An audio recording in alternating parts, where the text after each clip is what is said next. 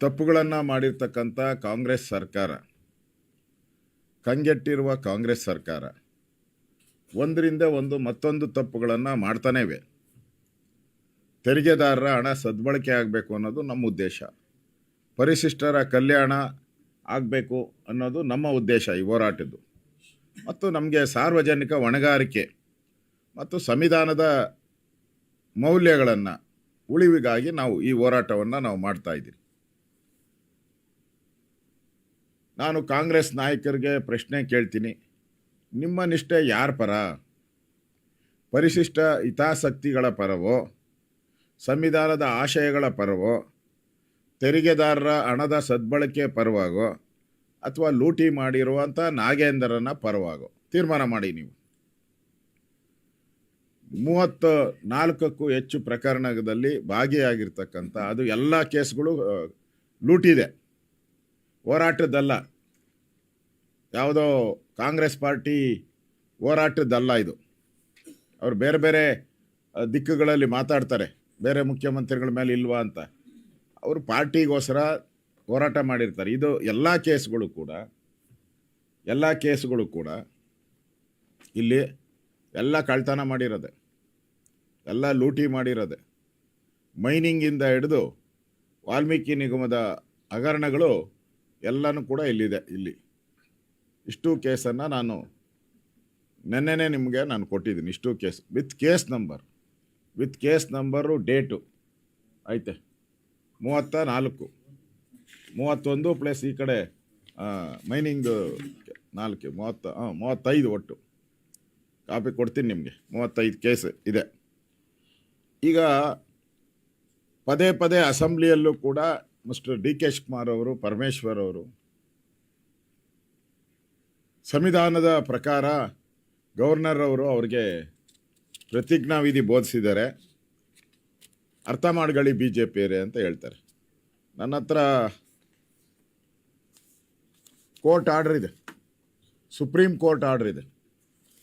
ಇಲ್ಲಿ supreme court order 289/2005 supreme court order ಮಾಡಿದೆ. Cabinet ಅಂದರೆ ಹೆಂಗಿರಬೇಕು ಅನ್ನೋದಕ್ಕೆ ಜಡ್ಜ್ಮೆಂಟ್ ಕೊಟ್ಟಿದ್ದಾರೆ. ಯಾವ ಕೇಸಲ್ಲಿ ಅಂದರೆ Manoj versus union of India. ಇದು union of India, Manoj versus.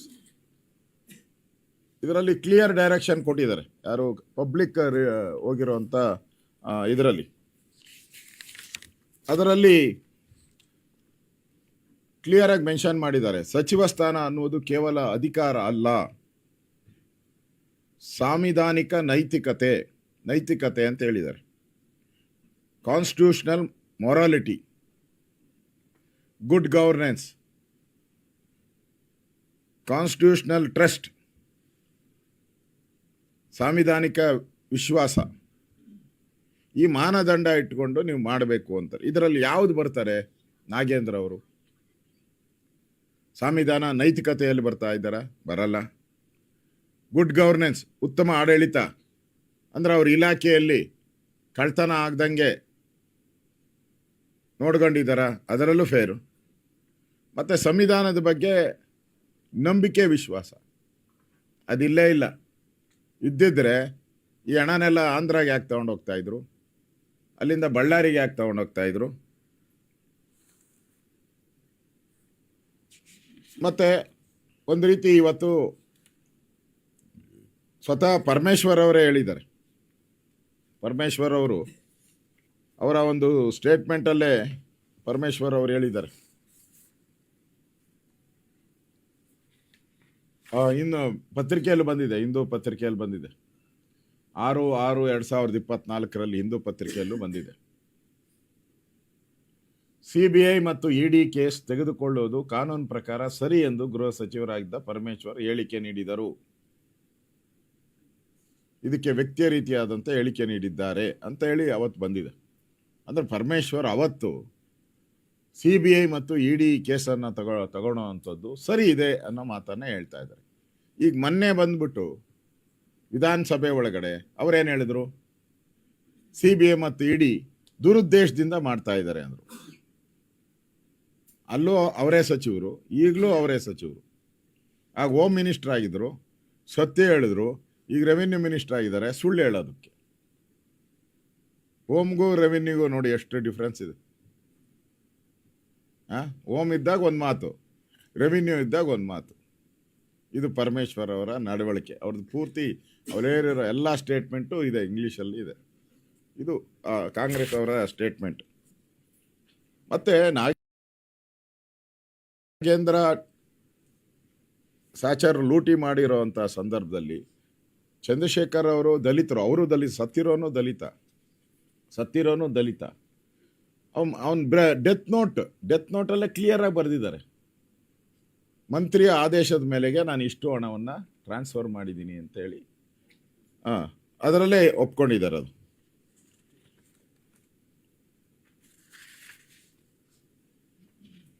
ಈಗಾಗಲೇ 3 ಪ್ರತ್ಯೇಕ ಚಾರ್ಜ್ ಶೀಟ್ಗಳು CBIದಾಗಿದೆ. ಅಷ್ಟನ್ನು ಕೂಡ ಈಗ ಗವರ್ನರ್ಗೆ ಕಳಿಸ್ಕೊಟ್ಟಿದ್ದಾರೆ. ಪರಮೇಶ್ವರ್ ಅವ್ರು ಹೇಳಿದ್ರು, ಅವ್ರ ಮೇಲೆ ಯಾವುದೇ ಚಾರ್ಜ್ ಶೀಟಲ್ಲಿ ಅವ್ರದ್ದು ಹೆಸರೇ ಇಲ್ಲ ಅಂತ ಹೇಳಿದ್ರು. ಯಾವುದೇ ಚಾರ್ಜ್ ಶೀಟಲ್ಲಿ ಅವ್ರ ಹೆಸರಿಲ್ಲ, BJP ಅವ್ರು ಮಾತ್ರ ಆಪಾದನೆ ಮಾಡ್ತಾ ಇದ್ದಾರೆ ಅಂದರು. ಚಾರ್ಜ್ ಶೀಟಲ್ಲಿ ಹೆಸರಿಲ್ಲ ಅಂದರೆ CBIನವರು ಗವರ್ನರ್ ಹತ್ರ ಯಾಕೆ ಪರ್ಮಿಷನ್ ಕೇಳ್ತಾರೆ? ಮಿಸ್ಟರ್ ಪರಮೇಶ್ವರ್, CBIಯಲ್ಲಿ ಅವ್ರ ಹೆಸರಿಲ್ಲ ಅಂದರೆ ಪರ್ಮಿಷನ್ ಯಾಕೆ ಕೇಳ್ತಾರೆ ಗವರ್ನರ್ ಹತ್ರ? ನನ್ನ ಹತ್ರ ಎಲ್ಲ ಕಾಪಿ ಇದೆ. ಎಷ್ಟು ಅಪರಾಧಿ ಇರ್ತಾರಲ್ಲ, ಒಂದು 50 ಅಪರಾಧಿಗಳಿದ್ರೆ A1 A2 ಹಂಗೆ ಎಲ್ಲದರಲ್ಲೂ ಇವರು A1 A2 A3 ಹಿಂಗೆ ಹೋಗ್ಬಿಟ್ಟಿದ್ದಾರೆ. A12 A15 ಅಲ್ಲಿವರೆಗೂ ಹೋಗಿದ್ದಾರೆ ಕೇಸ್. ಇದು ಒಂದು ಚಾರ್ಜ್ ಶೀಟ್ ಅಲ್ಲ, 35 ಚಾರ್ಜ್ ಶೀಟಲ್ಲೂ 35 ಡೆಸಿಗ್ನೇಷನ್ ಇದೆ ಅವ್ರಿಗೆ. SITದು ಓದ್ತೀನಿ ನಾನು, ದುಡ್ಡು ಹೆಂಗೆ ಟ್ರಾನ್ಸ್ಫರ್ ಆಯಿತು ಅದರಲ್ಲಿ. SITಯಲ್ಲಿ ನಾನು ಅದನ್ನು ಫೊರೆನ್ಸಿಕ್ ರಿಪೋರ್ಟ್ ಬಿಡುಗಡೆ ಮಾಡ್ತೀನಿ ಇವತ್ತು ನಿಮಗೆ. ಫೊರೆನ್ಸಿಕ್ ರಿಪೋರ್ಟಲ್ಲಿ ನಾಗೇಂದ್ರ ಮತ್ತು ನೆಕ್ಕುಂಡಿ ನಾಗರಾಜ್ ಇಬ್ಬರು ಮಾತಾಡಿರೋದು ದುಡ್ಡಿನ ಡೀಲಿಂಗು ಒಂದಲ್ಲ 100 ಸರಿ ಮಾತಾಡಿದ್ದಾರೆ. ಮೆನ್ಷನ್ ಮಾಡಿದ್ದಾರೆ SITಯಲ್ಲಿ. ರಾಜಕೀಯ ಒತ್ತಡ ಬಿಡಿ, SITಗೆ ರಾಜಕೀಯ ಒತ್ತಡದಿಂದ ಹಂಗೆ ಮಾಡಿದ್ದಾರೆ. ಬಟ್ ರೆಕಾರ್ಡಲ್ಲಿ ಮೆನ್ಷನ್ ಮಾಡಿದ್ದಾರೆ. ಈಗ ಪ್ರಾಸಿಕ್ಯೂಷನ್ಗೆ ಕೇಳ್ತಾ ಇದ್ದಾರೆ. ನಾನು ರಾಜ್ಯದ ಜನತೆಗೆ ಹೇಳ್ತೀನಿ, ಬರೆದು ಮಾಡ್ಕೊಳ್ಳಿ. ನಮ್ಮ ಈ ಕ್ಯಾಬಿನೆಟಲ್ಲಿ DK ಶಿವಕುಮಾರ್ ಅವರ ಕ್ಯಾಬಿನೆಟಲ್ಲಿ ಕರಪ್ಷನ್ ಜಾಸ್ತಿ. ಕ್ಯಾಬಿನೆಟಲ್ಲಿ ಅವ್ರಿಗೆ ಅನುಮತಿಯನ್ನು ಕೊಡಲ್ಲ. ನಾಗೇಂದ್ರನಿಗೆ ಇನ್ವೆಸ್ಟಿಗೇಷನ್ ಮಾಡೋಕ್ಕೆ ಈ ಕ್ಯಾಬಿನೆಟ್ ಅನುಮತಿಯನ್ನು ಕೊಡಲ್ಲ. ಪ್ರಾಸಿಕ್ಯೂಷನ್ಗೆ ಕೊಡಲ್ಲ. ಇವಾಗ ಹೇಳ್ತೀನಿ, ಯಾಕಂದರೆ ಇವರು ಇತಿಹಾಸ ಗೊತ್ತಿರೋದ್ರಿಂದ, ಈ ಕಾಂಗ್ರೆಸ್ಸಿನ ಇತಿಹಾಸ ಗೊತ್ತಿರೋದ್ರಿಂದ. ನನಗೆ ಗೊತ್ತಿರೋ ಪ್ರಕಾರ 3 ಹೋಗಿದೆ, 3 ಪರ್ಮಿಷನ್ ಕೇಳಿದ್ದಾರೆ. ನಿಮಗೂ ಆಶ್ಚರ್ಯ ಆಗ್ತೈತೆ. 3 ಜನಕ್ಕೆ ಕೇಳಿದ್ದಾರೆ ಪರ್ಮಿಷನ್. ಯಾರು?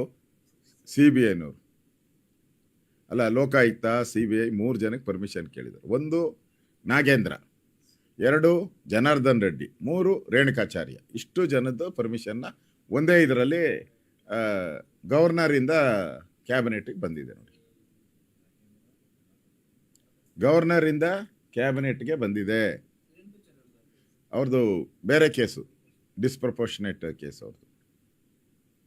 ನೋಡಿ, ಅವರಿಬ್ಬರಿಗೆ ಬೇಕಾದ್ರೆ ಕೊಟ್ಬಿಡ್ತಾರೆ, ನಾಗೇಂದ್ರಗೆ ಮಾತ್ರ ಕೊಡಲ್ಲ. ಅಲ್ಲಲ್ಲ, ಲೋಕಾಯುಕ್ತ ಕೊಡ್ತಾರೆ. ಒಂದ್ಸರಿ ಆದಮೇಲೆ ಇದೆ ಅದಕ್ಕೆ. ಸರ್ಕಾರಿ ನೌಕರರ ಥರ ಅವ್ರಿಗೆ ಇಷ್ಟು ವರ್ಷ ಅಂತ ಇರ್ತೈತೆ, ರಿಟೈರ್ಡ್ ಆದಮೇಲೆ ಅಷ್ಟು ವರ್ಷದವರೆಗೂ ಎನ್ಕ್ವೈರಿ ಇದೆ.